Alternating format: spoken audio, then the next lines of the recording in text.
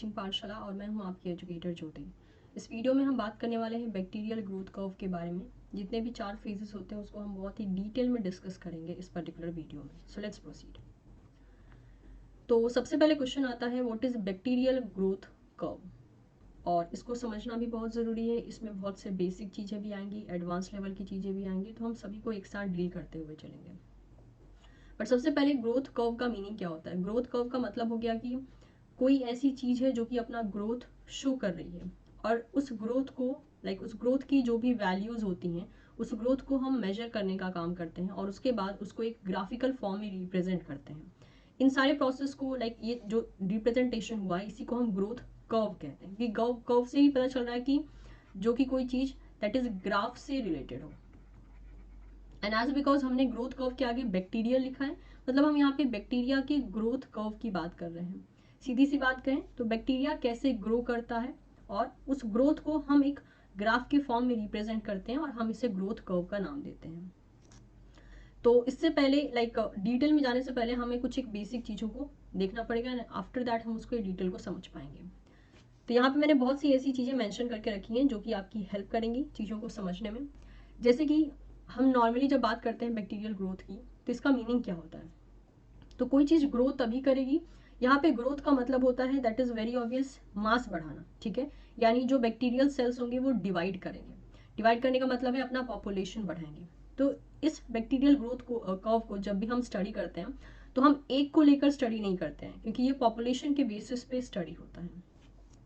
अब एक बैक्टीरिया चाहे बाइनरी फिजन के मेथड से ग्रो हो रहा हो, या जो भी इसका एक स्पेसिफिक तरीका हो डिवाइड करने का, ठीक है, तो या तो बाइनरी फिजन से डिवाइड करेगा, या तो नॉर्मली मतलब कि अलग अलग बेसिस पे जो सेल डिवीजन प्रोसेस होते हैं उससे वो डिवाइड कर सकता है। किसी भी मेथड से वो डिवाइड करे, उसका मेन एम क्या होता है, to increase in the number of cells. जो सेल्स हैं उसका नंबर इंक्रीज होगा। अभी 2 है तो 2 से 4 होगा, 4 से 8 होगा, 8 से 16 होगा, इस तरीके से जो है नंबर बढ़ते जाएगा, और हेंस वो क्या करेगा, एक पॉपुलेशन का शेप ले लेगा। ठीक है, population growth is studied by analysing the growth curve of the microbial culture. अब ये जो हम स्टडी कर रहे हैं वो एक माइक्रोबियल कल्चर को हम स्टडी कर रहे होते हैं, यानी हम कल्चर के थ्रू इस ग्राफ को रिप्रेजेंट करते हैं, या फिर कल्चर को जब हम रिप्रेजेंट करेंगे तभी जाकर हमें ये ग्राफ मिलेगा। तो इस पर्टिकुलर ग्राफ को एनालाइज करना, इसको समझने का मतलब हो गया कि हमें माइक्रोबियल कल्चर को समझना पड़ेगा। When the microorganisms are cultivated in the liquid medium, they usually grown in a batch culture. तो यहाँ पे किया क्या जाता है, माइक्रो ऑर्गेनिज्म को लिक्विड मीडियम में कल्चर किया जाता है। ठीक है, और वो भी एक ऐसा लिक्विड मीडियम है जिसको कि हम बैच के फॉर्म में ग्रो कर रहे हैं। बैच के फॉर्म में ग्रो करने का मतलब होता है कि उसको हम नॉर्मली ग्रो करने दे रहे हैं बिना कोई डिस्टर्बेंस किए, यानी हम किसी चीज को बीचों बीच ग्रोथ के बीचों बीच दैट इज रिलीज नहीं कर रहे हैं, किसी चीज को ऐड नहीं कर रहे हैं। यानी सीधी सी बात कहें तो इनिशियल टाइम में हमने ग्रोथ का कंडीशन जो भी रखा है उसको हम एज इट इज रख रहे हैं, हम कोई भी चेंजेस नहीं कर रहे हैं। अभी हम ये बैच कल्चर की बात करते हैं, तो batch culture it may be in the tube, आप फ्लास्क में कर सकते हो, बॉटल में कर सकते हो, पेट्री डिश में कर सकते हो। अलग अलग लैब में अलग अलग बेसिस पे जो है दैट इज बैच कल्चर किए जाते हैं, और बैच कल्चर को हम क्लोज सिस्टम भी कह सकते हैं। तो सीधी सी बात करें तो बैक्टीरिया को हमें लिक्विड मीडियम में ग्रो करना है, और वो लिक्विड मीडियम जो है मेनली बैच कल्चर या क्लोज सिस्टम के फॉर्म में रिप्रेजेंट किया जाएगा। इसके बाद क्या करेंगे, उस लिक्विड मीडिया में हम इनोक्यूलेट करेंगे। ठीक है, इनोक्यूलेट करेंगे हमारा दैट इज सैंपल से, और उसके बाद हम उसे इंक्यूबेट करेंगे। इंक्यूबेट का मतलब होता है कि उनको उनका एक ग्रोथ कंडीशन दे देना, और उसके बाद हमें जो है बैक्टीरिया का ग्रोथ देखने को मिलता है। क्योंकि एज बिकॉज जैसे कि मैंने कहा, ग्रोथ के दौरान कभी भी जो है हम कुछ एडिशनल चीजें नहीं ऐड करते हैं, because no fresh medium is provided during the incubation, nutrient concentration decline and concentration of the waste increases.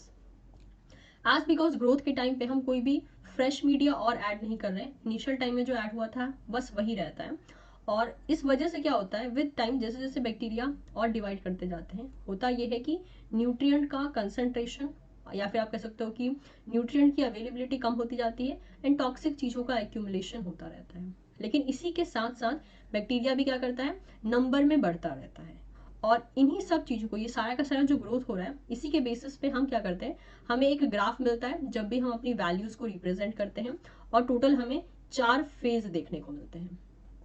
In 4 phase को हम डिटेल में समझेंगे। ये 4 फेज का मैं आपको नाम बता दे रही हूँ। दैट इज, पहले का नाम है lag phase, second is the log phase जिसे हम एक्सपोनेंशियल फेज भी कहते हैं, third is the stationary phase and the fourth one is the death phase. अब इस पर्टिकुलर ग्राफ को हम प्लॉट करते हैं time versus viable number of cells में, या फिर आप कह सकते हो log number of viable cells में। अब सबसे पहले ये तो जो मैंने आपको चीज़ें बताई हैं वो तो एक बुकिश फॉर्म में हो गया, थोड़ी बहुत चीज़ों को मैंने दैट इज डिफाइन करने की कोशिश की है। अब चलते हैं थोड़ा सा एक लेबोरेटरी बेसिस पे समझते हैं कि चीज़ें काम कैसे करती हैं। तो मान लीजिए आपके पास जैसे कि सबसे पहले यहाँ पे ये देखना जरूरी होता है कि ये चीज़ें ऑब्टेन कैसे होती हैं। तो सपोज कर लेते हैं कि आपके पास ये जो है दैट इज आपका पर्टिकुलर सैंपल है, एक ऐसा सैंपल जिसमें कि आपके पास आपका जो सैंपल बैक्टीरिया है जिसका आप ग्रोथ कर्व देखना चाहते हो, मान लेते हैं हमारा यहाँ पे जो है इकोलाई है। ओके, तो हम कह सकते हैं कि ये हमारे पास हमारा जो स्टॉक है वो है। अब मुझे क्या करना है, मुझे यहाँ पे जो इकोलाई है उसका मुझे एक्चुअल में दैट इज पूरा का पूरा ग्रोथ कर्व ऑब्टेन करना है। तो मैं क्या करूँगी, मैं जो है यहाँ पे मान लीजिए मैंने ये कॉनिकल फ्लास्क लिया, इसमें जो है मैंने ग्रोथ मीडिया डाला, this is the growth media जिसे हम मेनली एलबी ब्रॉथ कह सकते हैं अगर हम इकोलाई की बात कर रहे हैं तो ये एक लिक्विड मीडिया है, याद रखिएगा ये एक लिक्विड मीडिया है। मैंने क्या किया, यहाँ से एक बैक्टीरियल कॉलोनी लिया और इसको मैंने क्या कर दिया, इसमें इनोक्यूलेट कर दिया। ठीक है, ये हो गया इनोक्यूलेट। इनोक्यूलेट होने के बाद क्या होगा, वेरी ऑब्वियस, अब इसमें क्या हुआ, अब इसमें जो है मैंने इनोक्यूलेशन ऐड कर दिया है, मतलब समहाउ एक ढंग से हम कह सकते हैं हमने स्टार्टर ऐड कर दिया है, जो चीज़ों को स्टार्ट करने की दैट इज प्रोसेस को दैट इज स्टार्ट कर देगा। ठीक है, चीज़ों को यहाँ पे, क्योंकि इसका नाम ही स्टार्टर बेसिस पे हम कह रहे हैं, या फिर अगर आप माइक्रोबायोलॉजी के स्टूडेंट हैं तो आप इनोक्यूलेशन का मीनिंग बहुत अच्छे से समझ सकते हैं। लेकिन अगर आपको इनोक्यूलेशन का मीनिंग नहीं पता है तो आप कह सकते हो कि यहाँ से हमने छोटा सा सैंपल लिया और इसमें ऐड कर दिया, तो हम इसे स्टार्टर भी कह रहे हैं क्योंकि ये चीज़ों को स्टार्ट करेगा। ठीक है, जैसे कि आपने देखा होगा नॉर्मल घर में जो कर्ड बनाने का जो तरीका होता है कि हम दैट इज वार्म मिल्क में, ल्यूक वार्म मिल्क में जो है हम थोड़ा सा कर्ड ऐड कर देते हैं ताकि हमारा जो पूरा का पूरा मिल्क है वो कर्ड फॉर्म में ऑब्टेन हो जाए। तो वो जो थोड़ा सा हम कर्ड ऐड करते हैं वो हम स्टार्टर ही ऐड कर रहे होते हैं, जो पूरे कर्ड मेकिंग के प्रोसेस को जो है स्टार्ट करेगा। सिमिलरली यहाँ से भी हम क्या करते हैं, इनोक्यूलेटिंग नीडल से लेकर हम यहाँ पे अगर हम दैट इज सॉलिड मीडिया से हम कल्चर उठा रहे हैं तो यहाँ पे हम इसको ऐड करेंगे। अब हमने क्या किया, इनोक्यूलेट कर दिया। इनोक्यूलेट करने के बाद वेरी ऑब्वियस मान लेते हैं कि ये मैंने जो है दैट इज 1 PM पे मैंने इसको इनोक्यूलेट किया। अब मैं क्या करूँगी, विद टाइम डिपेंड करता है कि मैंने कितने टाइम में टारगेट किया। हो सकता है मैंने डिसाइड किया है कि एक काम करेंगे, हर 1 आवर बाद जो है हम इसको मेजर करेंगे कि कितना इसमें ग्रोथ आ रहा है। तो मैं क्या करूँगी, मैं हर एक 1 आवर बाद, जैसे कि मान लीजिए 1 बजे मैंने इसको इनोक्यूलेट किया, फिर मैं क्या करूँगी 2 बजे, 3 बजे, 4 बजे, 5 बजे एंड सो ऑन, मैं जो है यहाँ पे जाकर इसका दैट इज वैल्यू चेक करते रहूंगी। स्पेशली जो वैल्यू हम लेते हैं, मतलब कि ग्रोथ मीडिया में कितना ग्रोथ हुआ है, उसको हम मेजर करते हैं ओडी के फॉर्म में, जिसे हम कहते हैं ऑप्टिकल डेंसिटी। इस ओडी को 600 नैनोमीटर पे दैट इज मेजर किया जाता है और जो ओडी मिलता है उसका हम वैल्यू यहाँ पे पुट करते रहते हैं। और ये डिपेंड करता है कि आपका कल्चर आपने कितनी देर के लिए इनोक्यूलेट किया है, कितने ग्रोथ फेज को आप स्टडी करना चाहते हैं, उसके अकॉर्डिंग इसको आप बढ़ा सकते हैं। और साथ ही साथ जो है टाइम, हर एक टाइम ड्यूरेशन के बाद आपके पास ओडी का मेजर चला आता है। वो ओडी का मेजर को फिर जब आप ग्राफ पे प्लॉट करते हो तो आपको ग्राफ दैट इज जैसा एक्सपेक्टेड होता है, अगर आप प्रॉपर ढंग से प्रैक्टिकल को कैरी ऑन कर रहे हैं तो जैसा एक्सपेक्टेड होता है बिल्कुल वैसा ही मिलता है जैसे कि हम अभी स्टडी करने वाले हैं।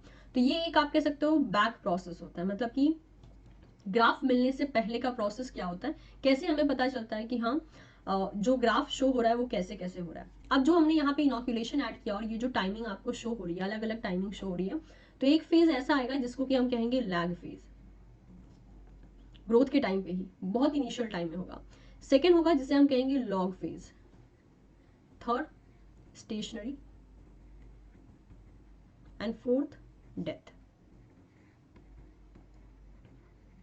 ये तीनों फेज हमें जो है ओडी की हेल्प से ही पता चल जाएगा। ठीक है, कि कैसे कैसे चीज़ें प्रोसीड हो रही हैं। और ये जो मीडिया में हमने इनोक्यूलेशन ऐड किया है वही बैक्टीरिया क्या करेंगे, विद टाइम 1 से 2 होगा, ठीक है, 2 से 4 होगा, एक्सपोनेंशियली ये इंक्रीज होते रहेंगे। और जैसे जैसे टाइम बढ़ेगा वैसे वैसे ही दैट इज इनका जो नंबर होगा वो भी बढ़ता जाएगा। और ये जो ग्रोथ, मतलब किस तरीके से ये ग्रोथ शो करेंगे, इसी को हम स्टडी करते हैं with the help of this particular graph. ठीक है, तो हम जो है अब इस 4 फेज को स्टडी करते हैं कि इन चारों फेज में देखा क्या जाता है और ऐसे नाम क्यों दिया गया। सबसे पहले अगर एक नॉर्मल बेसिस पे इस डायग्राम को देखा जाए तो आप देख सकते हो कि ये एक लैग फेज है। लैग का मतलब ही होता है ब्रेक, ठीक है, ये फेज लैग फेज कहलाता है। इसके बाद आप देख सकते हो कोई चीज यहाँ से एक्सपोनेंशियली बढ़ रही है और इसलिए इसको नाम दे दिया गया है एक्सपोनेंशियल फेज, या फिर हम इसे लॉगरिदमिक फेज भी कहते हैं, लॉग फेज भी कहते हैं। थर्ड आ जाता है यहाँ पे स्टेशनरी फेज। नाम से पता चल रहा है कोई चीज रुक गई है, कांस्टेंट हो गई है एक ढंग से, ये हो गया स्टेशनरी। और लाइन आप देख सकते हो एकदम हॉरिजॉन्टल बेसिस पे स्टैटिक लाइन चलती जा रही है।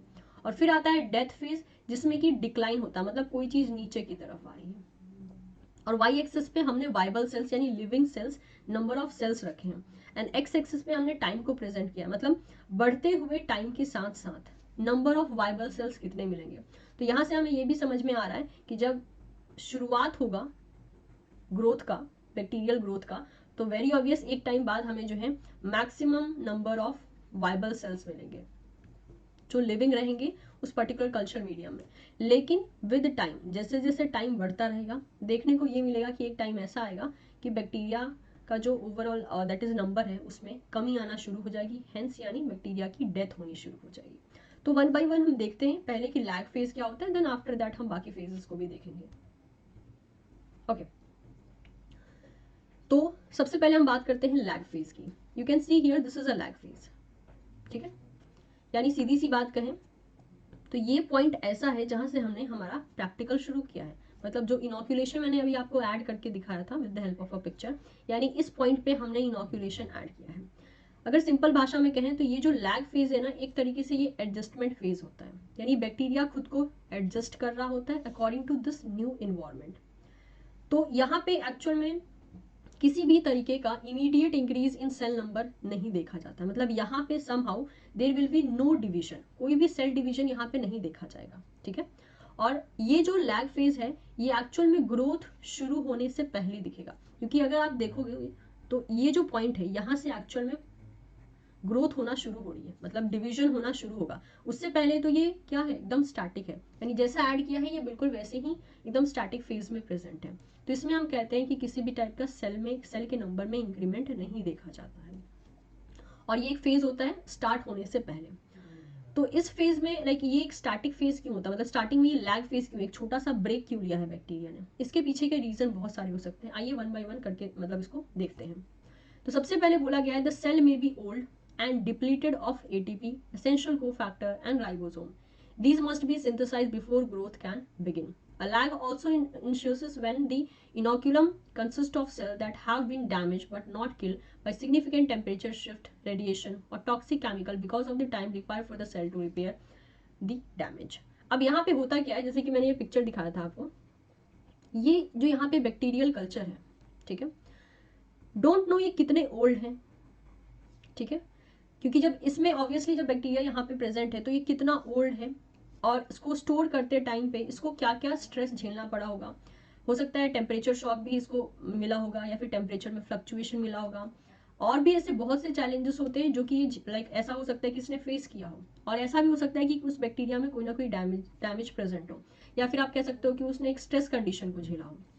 लेकिन जब इस ओल्ड इनॉक्यूलेशन को हम ऐड करते हैं न्यू कल्चर मीडिया में, तो उस टाइम पे क्या करता है, उस टाइम पे वो पर्टिकुलर इनॉक्यूलेशन में जितने भी दैट इज बैक्टीरियाज होते हैं वो क्या करते हैं, वो उस फेज के अकॉर्डिंग लाइक आने वाले फेज के लिए खुद को रेडी करते हैं। अगर उनके पास एटीपी का प्रोडक्शन नहीं है, को फैक्टर नहीं है, तो ये सभी चीज़ों को वो प्रॉपर से पहले रेडी करते हैं। आफ्टर दैट वो डिवीजन प्रोसेस को स्टार्ट करेंगे। तो जितना भी उन्होंने स्ट्रेस को झेला हो, चाहे वो रेडिएशन हो, टॉक्सिक केमिकल का एक्यूमुलेशन हो, या फिर टेम्परेचर शिफ्ट हो, तो इन सब वजह से क्या होता है, ऑब्वियसली बैक्टीरिया में कुछ ना कुछ प्रॉब्लम्स थोड़े बहुत देखे जाते हैं, मेनली स्ट्रेस कंडीशन भी देखा जा सकता है।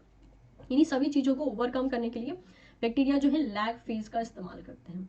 तो मेक श्योर ये जो स्ट्रेस कंडीशन में कह रही हूँ, इसमें क्या होता है कि बैक्टीरियल बॉडी में कुछ डैमेजेस देखे जाते हैं। इसका मतलब ये नहीं होता है कि उनका डेथ हो चुका होता है, नहीं, वो किल्ड नहीं होते हैं but not killed, make sure, ठीक है, उनका डेथ नहीं हुआ होता है, but yes due to certain fluctuation, चाहे टेम्परेचर से रिलेटेड हो चाहे किसी और चीज़ से रिलेटेड हो, इसी कारण क्या होता है उनके अंदर किसी भी टाइप के डैमेजेस देखे जा सकते हैं। और उन डैमेजेस को रिपेयर करना और खुद को रेडी करना एक न्यू ग्रोथ के लिए, वही चीज़ें देखी जाती हैं लैग फेज में, ठीक है, इसलिए इसको कहा गया था ब्रेक फेज। इनका एक ब्रेक चल रहा होता है, एक इंटरवल चल रहा होता है, आप कह सकते हो एक एडजस्टमेंट फेज चल रहा होता है, जिसमें कि ये खुद को आने वाले डिवीजन के लिए रेडी कर रहे होते हैं। ये पहला रीजन हो गया कि क्यों ऐसा हो सकता है। दूसरा रीजन क्या हो सकता है, द मीडियम में भी डिफरेंट, क्योंकि ऐसा हो ही सकता है कि जिस मीडियम में ये ऑलरेडी प्रेजेंट थे और जिस मीडियम में मैं इनको ऐड कर रही हूँ, दोनों अलग अलग मीडियम हो, अलग अलग टाइप के मीडियम हो, तो उन बैक्टीरिया को एडजस्ट करने में फिर से टाइम लगता है, क्योंकि वो अभी तक किसी और मीडियम में ग्रो कर रहे थे। जब मैंने फ्रेशली किसी और मीडियम में डाला तो उस मीडियम का कंपोजिशन अलग है, टाइप अलग है। हेंस मीडियम में बहुत ज्यादा डिफरेंस रहने की वजह से भी बैक्टीरिया क्या करते हैं, लैग फेज लेते हैं। ठीक है, सो मीडियम में भी different, so here new enzyme would be needed to use the different nutrients. और अगर मीडिया डिफरेंट है यानी ऑब्वियसली उसके अंदर न्यूट्रिएंट्स डिफरेंट है। अब अगर इतना डिफरेंस आता है तो वेरी ऑब्वियस बैक्टीरिया को कुछ प्रोटीन चाहिए, कुछ एंजाइम चाहिए नए न्यूट्रिएंट को यूटिलाइज करने के लिए, और इसके लिए भी वो एक टाइम ले सकते हैं जिसे हम लैग फेज कहेंगे।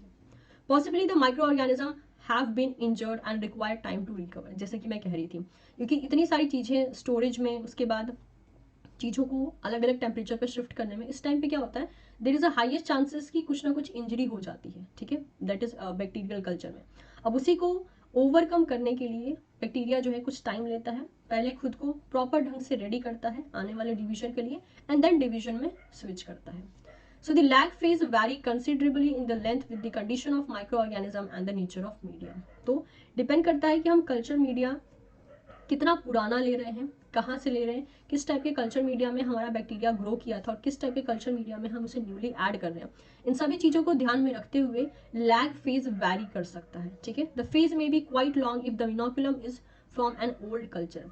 और जिस कल्चर से आप, दैट इज अगर मैं यहाँ पे इसकी बात करूँ, ये बहुत ज़्यादा ओल्ड है, और अगर मैं इससे इनोकुलेशन लेकर इसमें ऐड कर रही हूँ तो हो ही सकता है कि बहुत टाइम ले, दैट इज लैग फेज काफ़ी ज़्यादा लॉन्ग हो, क्योंकि जितना ज़्यादा ओल्ड कल्चर होता है उतना ही ज़्यादा आप कह सकते हो कि लैग फेज जो है वो लेंथ उसका ज़्यादा हो सकता है।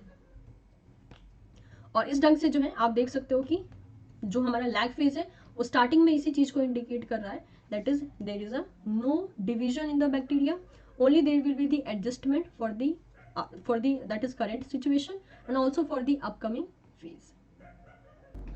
हमारा जो नेक्स्ट फेज है उसे हम कहते हैं log phase. Okay, so we are done with lag phase. अब हम बात करते हैं लॉग फेज के बारे में। लॉग फेज को हम लॉगरिथमिक फेज भी कहते हैं, एक्सपोनेंशियल फेज भी कहते हैं, बिकॉज इस पर्टिकुलर फेज में बैक्टीरिया एक्सपोनेंशियली ग्रो कर रहा होता है। सो ड्यूरिंग द एक्सपोनेंशियल और the log phase micro organism are growing and dividing at the maximal rate. Maximum rate से देखा जाता है कि बैक्टीरिया जो है ग्रो कर रहा है एज वेल एज डिवाइड कर रहा है। ठीक है, अपने मैक्सिमम रेट पे। The nature of the medium and the condition under which they are growing, और जो भी कंडीशन उनको दी जाती है ग्रो करने के लिए वो उनके लिए उस वक्त पे एक आइडियल कंडीशन होती है, एंड दैट इज वाई वो अपना मैक्सिमम ग्रोथ शो करते हैं। The rate of growth is constant during the exponential phase. जो रेट ऑफ ग्रोथ होता है वो कॉन्स्टेंट चलता है इस फेज के दौरान में। That is the micro organism are dividing and doubling in number.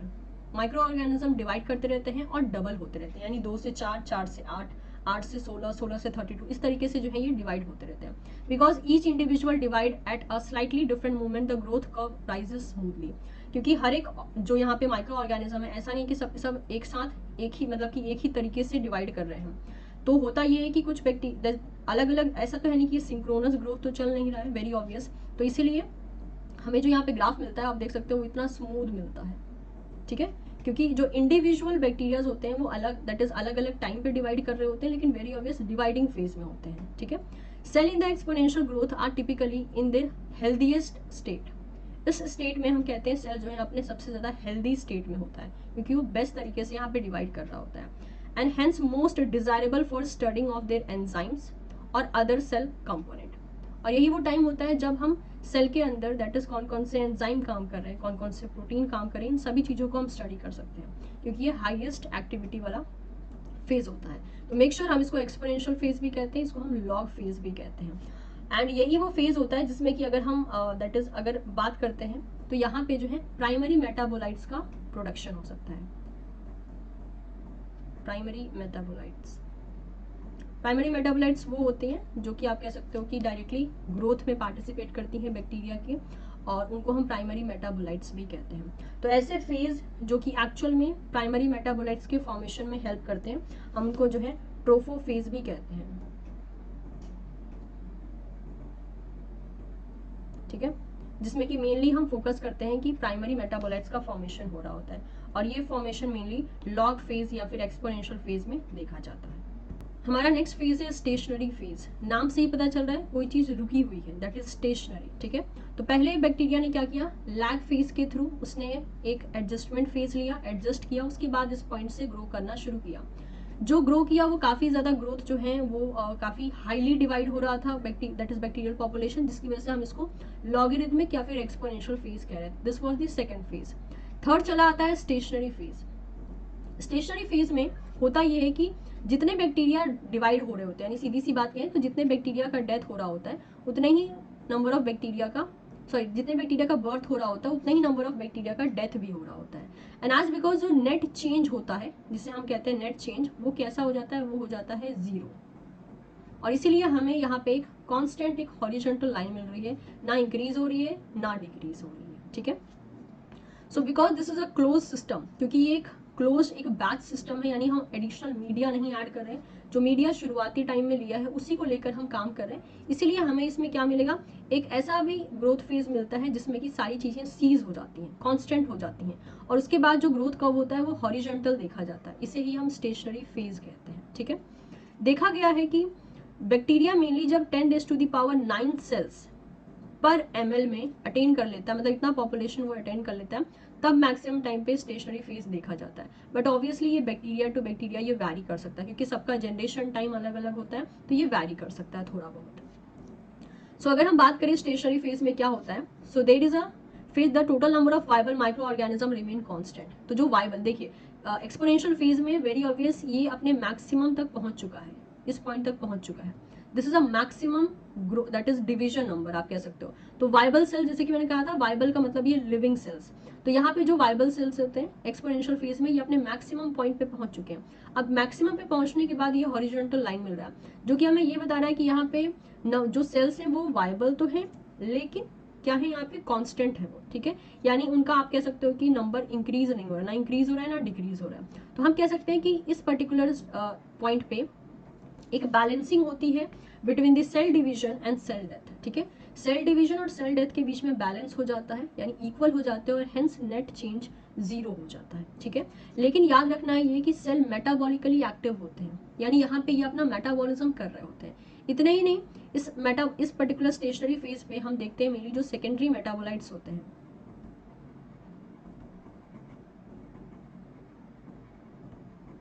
उनका भी प्रोडक्शन देखा जाता है, ठीक है। एंड दिस इज वाई हम इसको जो है एक और फेज का नाम देते हैं, दैट इज आइडियो फेज। ये एक ऐसा फेज होता है जहाँ पे सेकेंडरी मेटाबोलाइट्स का प्रोडक्शन हो रहा होता है, तो हम इसको सेकेंडरी फेज कह सकते हैं, आइडियो फेज कह सकते हैं। इसको हम तभी कहते हैं जब हम मेटाबोलाइट्स के सेंस में डील कर रहे होते हैं। तो इसलिए कहा था कि मेटाबॉलिकली एक्टिव रहते हैं। स्टेशनरी फेज का मतलब ये नहीं है कि सेल जो है अपना मेटाबॉलिज्म परफॉर्म नहीं करेंगे, बिल्कुल करेंगे, और यहाँ पे सेकेंडरी मेटाबोलाइट्स का प्रोडक्शन मेनली देखा जाता है। तो ये जो यहाँ पे एक हॉरिजॉन्टल लाइन दिख रही है, इसके पीछे दो मेन रीजन हो सकते हैं, दो रीजन हो सकता है, एक रीजन भी हो सकता है कि ऐसा हॉरिजॉन्टल लाइन हमें क्यों दिख रहा है। So the microbial population entered the stationary phase for several reasons. Reason बहुत सारे हैं, जिसमें से दो या एक रीजन सही हो सकता है, या फिर दोनों को कंसीडर कर सकते हो आप, या फिर एक को कंसीडर कर सकते हो। पहला रीजन क्या हो सकता है, an essential nutrient of the culture medium is used up. जितना भी न्यूट्रिएंट था कल्चर मीडिया में वो लगभग सारा का सारा यूज हो चुका है, इसीलिए अब बैक्टीरिया के पास जो है वो उतने ज़्यादा दैट इज न्यूट्रिएंट्स नहीं बचे हैं कि वो उसको इतने अच्छे से यूटिलाइज कर सके कि वो एक्सपोनेंशियल ग्रोथ शो करे। इसलिए वो अपना हॉरिजॉन्टल ग्रोथ शो करने लगता है, क्योंकि न्यूट्रिएंट की यहाँ पर कमी हो गई है, क्योंकि पॉपुलेशन का साइज इतना बढ़ गया है कि अब न्यूट्रिएंट कम पड़ गया है, ठीक है। और दूसरा रीजन क्या हो सकता है, a waste product of organism accumulate in the medium and inhibit the growth। जो वेस्ट मटेरियल होता है यहाँ पे, जो वेस्ट माइक्रो ऑर्गेनिजम्स रिलीज करते हैं, उनका यहाँ पे एक्यूमुलेशन हो गया है, और वो समहाउ इस पर्टिकुलर स्टेज में जो माइक्रोबियल ग्रोथ है उसको इनहिबिट करने का काम कर रहे हैं। तो ये दोनों में से दोनों के दोनों रीजन एक साथ काम कर सकते हैं, कोई एक रीजन भी काम कर सकता है, but somehow we can say that कि यहाँ पे पॉपुलेशन में जो नेट चेंज हो रहा है वो है लगभग 0, ठीक है। So we can say that there is no net increase or decrease in the cell number, and thus the growth rate of the population seems to be 0. Fine. Although the population may not grow during the stationary phase, ऐसा भी हम कह सकते हैं कि population stationary phase में grow नहीं कर रही है. Many cell function can continue, including the energy metabolism and biosynthesis. Synthetic process. तो मेटाबॉलिकली एक्टिव जरूर रहेंगे, जैसे कि यहाँ पे मेंशन किया गया था, जिसका मतलब ये हो गया, ये अपना एनर्जी मेटाबॉलिज्म और कुछ चीज़ों का बायोसिंथेसिस प्रोसेस चालू रखेंगे, ठीक है।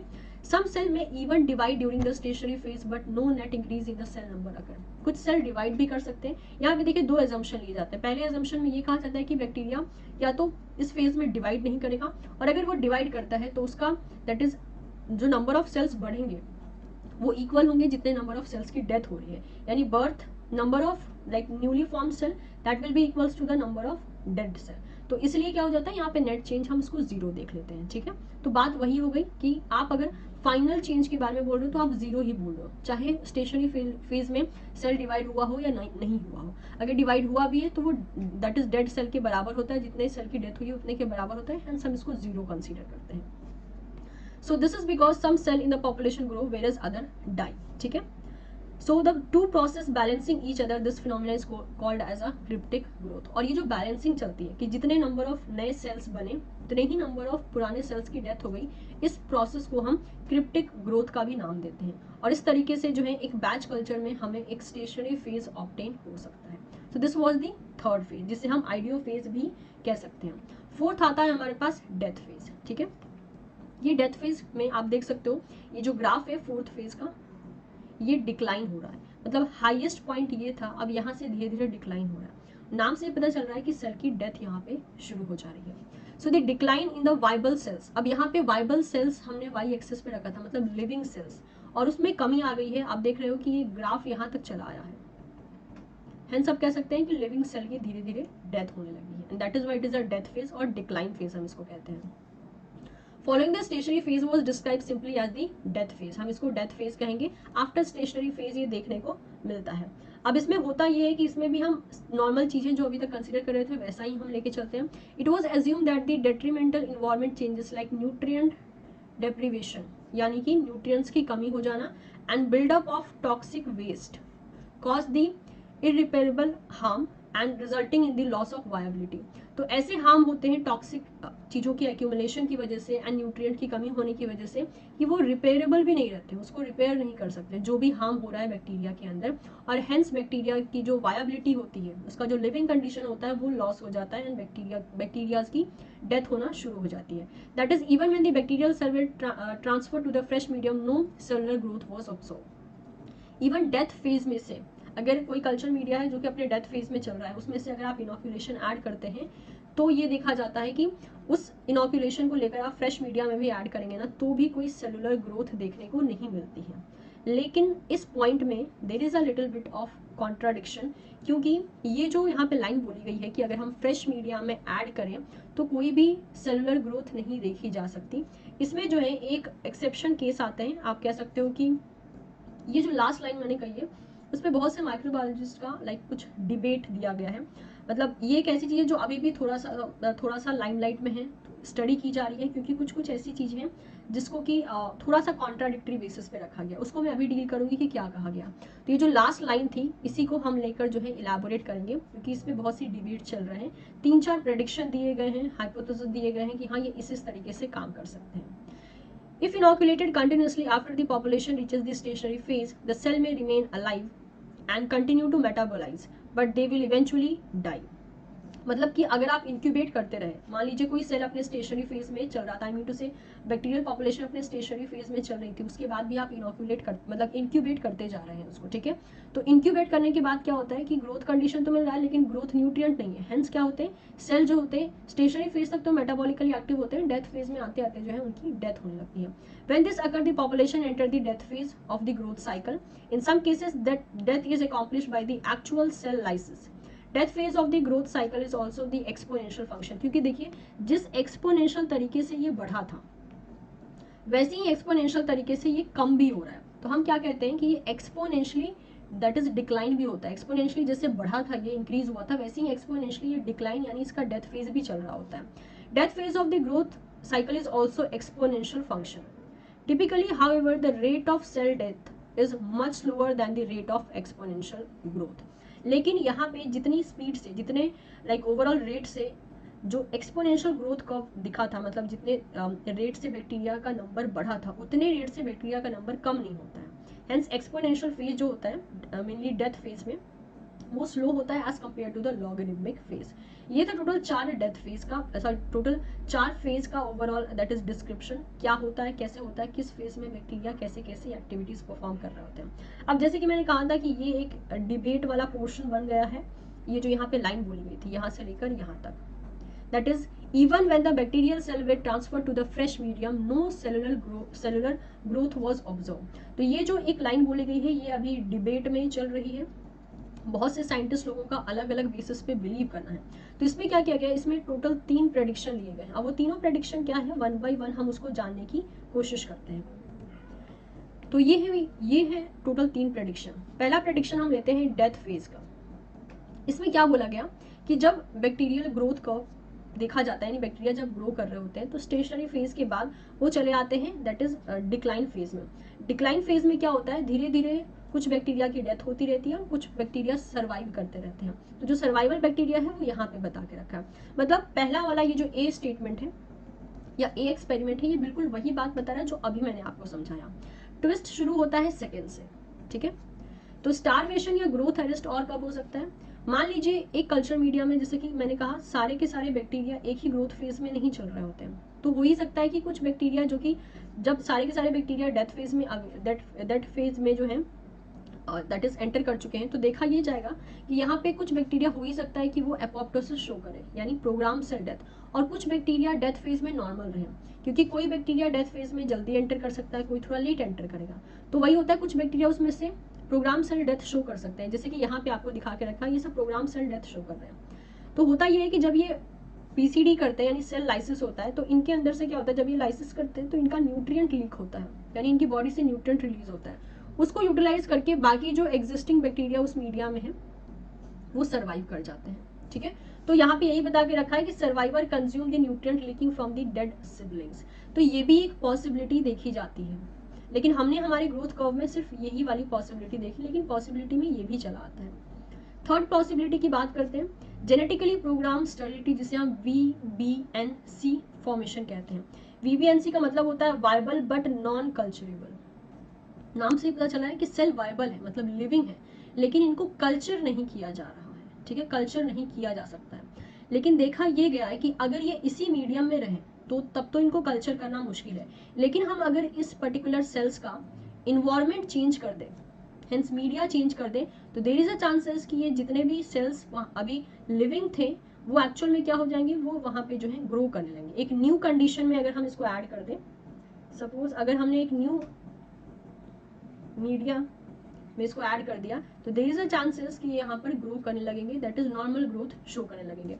तो वही यहाँ पे बोला है the VBNC hypothesis posit that when these cells are starved they become temporarily non culturable। Temporarily बोला है, ठीक है, परमानेंट नहीं बोला है, यानी इनको आसानी से जो है कल्चर किया जा सकता है अगर इनको सूटेबल इन्वायरमेंट दे दिया जाए। और ये एक न्यू मीडिया है, ये एक ओल्ड मीडिया है, ये एक ओल्ड कल्चर है जिसमें कि इसको ग्रो किया गया, ठीक है। So become temporarily non-culturable under the laboratory condition. When exposed to the appropriate condition, some cell will regain the capacity to reproduce। और यहाँ पे क्या होगा, यहाँ पे ये अपनी capacity regain कर जाएंगे reproduce करने के लिए। तो आप ये कह सकते हो कि डेथ फेज में जाने वाले सेल्स एक्चुअल में ये 3 तरीके से बिहेव कर सकते हैं। तो ये जो लाइन लिखी थी कि अगर हम उसको फ्रेश मीडिया में भी ट्रांसफर करें तो कोई भी सेलुलर ग्रोथ ऑब्जर्व नहीं होगा, वो एक्चुअल में इस वाले स्टेटमेंट को सपोर्ट नहीं करता है, ठीक है।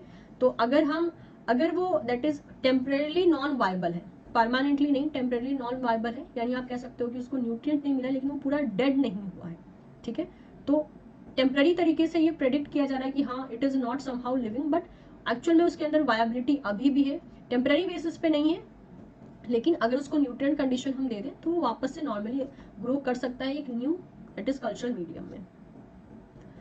ओके, तो ये है हमारा आज का लास्ट पोर्शन जिसमें कि हम ग्रोथ फेज के बारे में बात करेंगे, और जो मैंने आपको बताया उसी को यहाँ पे ढंग से डिफाइन करके रखा है। सारी चीजें आपको पता है, बस मैं आपको थोड़ा सा एक एडिशनल बेसिस पे समझा रही हूँ। ये जो ग्रीन कलर का कर्व है आप देख सकते हो, ये कुछ मतलब इट इज नॉट न्यू, हमने जो अभी ग्राफ पढ़ा वही है, दैट इज ये एक ढंग से आपको नॉर्मल ग्रोथ कर्व ही दिखा रहा है, लेकिन ये एक्चुअल में ग्रीन कलर का जो कर्व है वो आपको ऑप्टिकल डेंसिटी का कर्व दिखा रहा है, जो कि अगेन वैसा ही है जैसा अभी हमने देखा था। तो ऑप्टिकल डेंसिटी क्या होती है, ओडी क्या होती है, ओडी तो हम मेजर करते हैं, तभी हमें पता चलता है कि हाँ सेल का जो ग्रोथ चल रहा है वो कैसा चल रहा है, कौन से फेज में वो चल रहा है। और ओडी को आप देख सकते हैं यहाँ पर लिखा हुआ है, और उसके बेसिस पे हम ग्राफ प्लॉट करते हैं। और अगर हम सेल के वाइबल काउंट की बात करें तो वाइबल काउंट के लिए यहाँ पे रेड वाला ग्राफ देके रखा है, जो कि अगेन बिल्कुल वैसा ही है जैसा हमने नॉर्मल ग्राफ को स्टडी किया था। तो दोनों ही केसेस में ग्राफ मोर और लेस सेम नजर आ रहे हैं इन are different that is phases, whether it is a lag phase, exponential phase, stationary phase और डेथ फेज।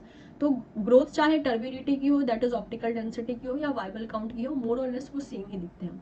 मेक श्योर यहाँ पे जो वाई एक्सिस है इस पे दिखा के रखा है ओडी को, और इधर का जो वाई एक्सिस है इसमें एक्चुअल में वाइबल ऑर्गेनिज्म को, दैट इज माइक्रो ऑर्गेनिज्म को दिखा के रखा है पर ml में। ठीक है, तो इस ढंग से हमने देख लिया कि जो ग्रोथ फेज है वो कैसे होता है। मैंने जो है कोशिश की कि मैं आपको बेसिक्स भी समझाऊं, ठीक है, बेसिक्स के साथ साथ मैंने थोड़ा सा एडवांस लेवल का भी आपको इन्फॉर्मेशन दिया। अगर आपको जानना हो कि ये कंटेंट मैंने कहाँ से लिया है और भी कुछ पढ़ने का मन हो, तो मैंने यहाँ पे जो है 2 रेफरेंस बुक मेनली प्रेफर की है। First is the Brock biology for the micro organism and second one is the Prescott's microbiology. तो आप दोनों में से कोई भी एक प्रेफर कर सकते हैं, दोनों ही प्रेफर कर सकते हैं, it's totally depend upon your preference. So I am expecting कि ये लेक्चर आपको पसंद आया होगा। थोड़ा सा लॉन्ग हो गया है lecture, but somehow I have tried कि मैं आपको सारा इन्फॉर्मेशन दूं जो कि आप किसी भी एग्जाम में अप्लाई कर सकते हो। ये वाला पोर्शन आपका CSIR का भी पार्ट है, दैट इज CSIR में जो सेकेंड यूनिट है सेल बायोलॉजी की यूनिट, उसमें माइक्रोबियल फिजियोलॉजी नाम से ये पोर्शन आपको मिल जाएगा। एंड किसी भी एग्जाम में ये वाला पोर्शन आता ही आता है, because this is a very basic information जो सभी स्टूडेंट्स को पता होना चाहिए, और ये हर एक एग्जाम का पार्ट बनता है। सो वीडियो पसंद आया हो तो इसे लाइक ज़रूर करें, आप इसे अपने दोस्तों के साथ भी शेयर कर सकते हैं। And don't forget to subscribe teaching Pathshala if you like the lecture. Thank you so much.